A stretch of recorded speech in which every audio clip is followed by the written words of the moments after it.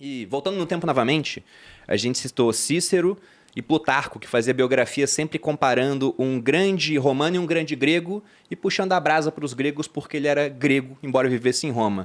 E ele comparou Cícero, que era um orador romano, com Demóstenes, que era um grande orador grego, que ficou famoso, por exemplo, porque ele publicou uma série de documentos chamados de Filípicas, falando mal do Filipe II quando ele ia invadir a Grécia vindo da Macedônia. E depois o Cícero usou as Filípicas como inspiração, ele estudou os discursos do Demóstenes para atacar o Marco Antônio em Roma. E o ataque foi tão contundente que o Marco Antônio mandou matar o Cícero e depois que ele foi morto, cortou a cabeça e as mãos, a cabeça que fez, né, o discurso e as mãos que escreveram, para mostrar no Fórum Romano. E é uma pintura que mostra a esposa do Marco Antônio pegando a cabeça do Cícero e esfaqueando a língua dele. Então devia ser um belo de um orador, no final das contas, né? Para ter despertado toda essa raiva. Mas o Demóstenes, ele nasceu também com gagueira.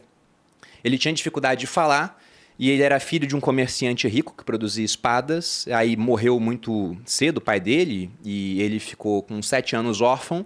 Teve tutores tomando conta do patrimônio que gastaram tudo. Aí ele quis processar os tutores e por isso começou a treinar oratória, para ser um melhor advogado. O primeiro discurso dele ele foi vaiado, e aí depois o Plutarco fala como que ele fez para melhorar a oratória. E fala de exercícios. Ele, por exemplo, corria subindo montanhas, declamando poemas para fortalecer os pulmões. Ele colocou pedras dentro da boca e uma faca entre os dentes para discursar. Isso continua sendo válido hoje, a faca entre os dentes? Vocês acham que vale a pena ou não? Eu indico um método um pouquinho mais atual, assim, que não precisa colocar tão em risco a sua vida. Deu certo dele no final, só para falar. Deu certo. Ele é um case de sucesso. Eu acho que foi aí que começou o treino de dicção, foi aí que nasceu a fonoaudiologia. Só que tem um exercício que eu sempre indico para as pessoas, que é subir escadas, que funciona muito, inclusive na segunda-feira, porque senão dá mal presságio, né? Tem que subir na segunda-feira, subir escadas e a caneta Bic, que é uma coisa que funciona muito. E que, inclusive, eu tenho uma história com isso, porque eu era gaga também quando eu era criança. Então, pera, a caneta Bic vai aonde? Vou explicar. Ah, tá. Acho que é um ponto importante esse. Você vai saber, né? Onde é que o pessoal vai botar essa caneta Bic no final das contas. Inclusive, a Vibrio tá lançando... Explica direito isso aí.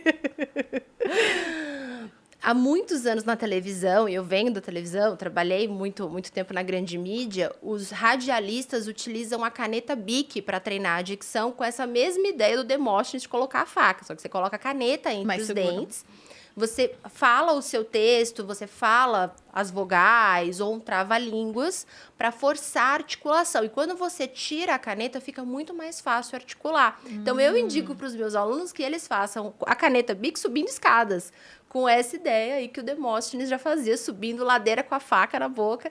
Só que hoje a gente pode atualizar e fazer alguma coisa mais Nutella para nossa geração. Caneta Mas dá Bic certo, escadas. então. Dá muito certo. Eu sou um case, tem vários vídeos lá no meu Instagram, tem um destaque que eu mostro como eu era antes da caneta Bic, como eu sou hoje, porque eu tinha um problema de dicção muito sério. O antes e depois da caneta Bic. O antes e depois da caneta Bic. Porque além de eu ser gaga, além de eu ter problema de dicção, eu nasci com uma má formação no rosto, porque eu não respirava quando eu era criança. Então, eu não tinha queixo, eu não tinha os dentes alinhados. Então, tudo isso atrapalhava a minha fala. Era uma dificuldade física. Então, foi daí que nasceu esse desejo pela oratória. O Vabo vem da liderança, do mundo corporativo. Eu fiz um caminho inverso. Eu tinha um problema de saúde, então eu lutei por isso a vida inteira para melhorar e acabei indo para o mundo corporativo, para a televisão como consequência. Legal. Eu também uso a caneta Bic, mas para um outro exercício. Também na boca. Não é na boca. Ai, meu Deus. Onde você enfia essa caneta, Vabo? Pelo amor de Deus. Mas é o mesmo princípio. O princípio de fazer um exercício que é mais difícil, você falar subindo escada e com a caneta na boca. No caso, eu uso para tratar os vícios de linguagem.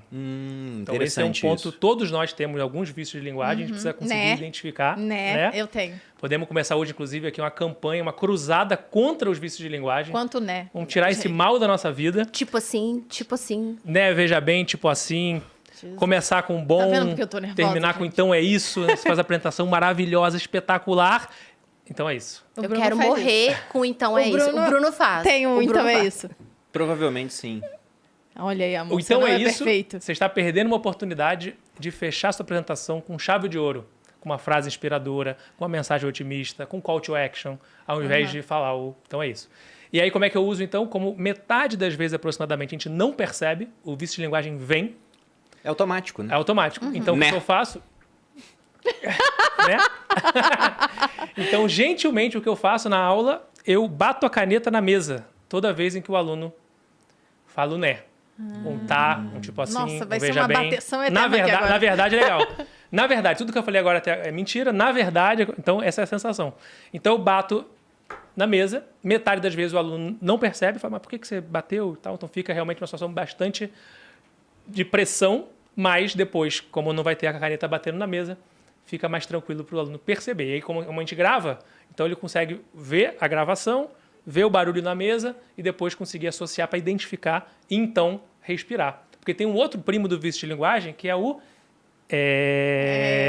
Nossa, Que é era o medo muito do assim, silêncio. gente. Porque Exato. as pessoas A cometem pessoa tá esse vício. pensando, né? Ela tá pensando, mas ela tem medo do silêncio. Só que o silêncio Né? é importante, porque a pausa, como o Bruno falou, ele planeja a pausa que ele vai dar no discurso, na aula, ele planeja o respiro. O público precisa de pausa para absorver o conteúdo, para entender a piada, para dar risada, para responder nos comentários. Se você não tiver um momento de pausa, e aí? Como que você processa essa informação? Fica tudo muito rápido ou com vício de linguagem? E dá até um pouco mais de dramaticidade, digamos assim. Sim. A gente gosta muito de ver Peaky Blinders, né? Que tem aquele personagem inspirado na minha história, o Thomas Shelby. E ele usa muito as pausas. Pergunta alguma coisa pra ele, ele para, ele Bebe pega o um cigarro, Ou o fuma, cigarro. solta um monte de fumaça, depois olha pro interlocutor e fala alguma coisa. E a gente fica, na vida real a gente tá genial. desesperado pra falar o tempo todo e fica... Não vai. Não, Estamos muito uma acelerados. outra coisa que certamente vocês devem ser aí uma das ferramentas é falar devagar. Isso é o tempo inteiro, tanto é que eu sou proibida de tomar mais de 3 cafés antes de vir pra cá, porque senão eu fico igual um esquilo.